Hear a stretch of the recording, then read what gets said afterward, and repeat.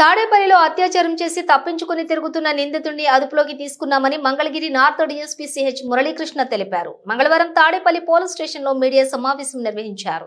ఈ సందర్భంగా డీఎస్పీ మాట్లాడుతూ నిందితుడు తెంపర్ల రామారావుపై గతంలో కూడా దొంగతనం కేసులు ఉన్నాయన్నారు. కేసు నమోదైన 24 గంటల్లోనే ముద్దాయిని అరెస్ట్ చేసిన తాడేపల్లి సీఐ కళ్యాణ్ రాజు సిబ్బందిని డీఎస్పీ అభినందించారు.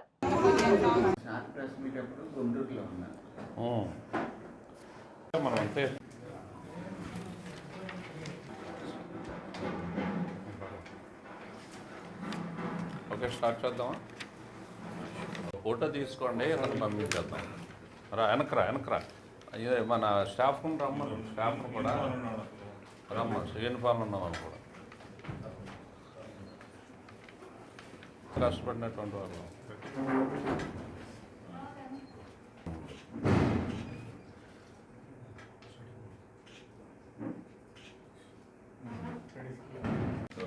అందరికీ నమస్కారం అండి. మొన్న రాత్రి 11:30 గంటల సమయంలో తాడేపల్లి మండలం కొత్తూరు ప్రాంతంలో ఉన్నటువంటి ఒక ఇంట్లో ఒక విడో లేడీ, ఆమె వయసు సుమారు 40 సంవత్సరాలు ఉంటుంది.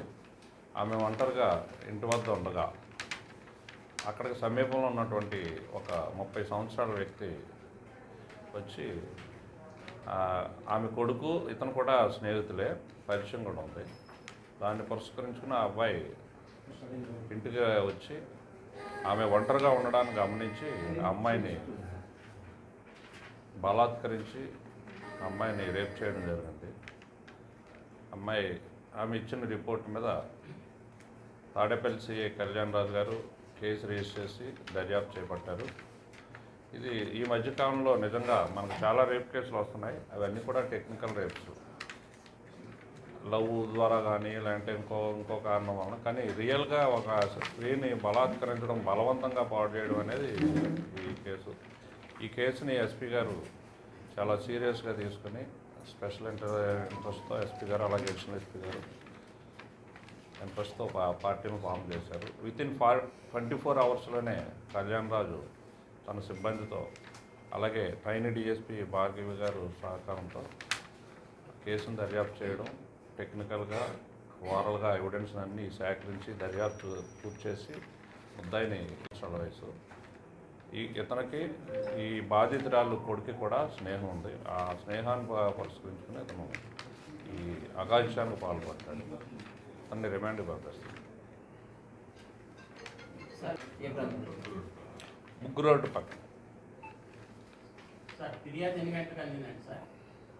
నిన్న మధ్యాహ్నం అందింది రిపోర్ట్.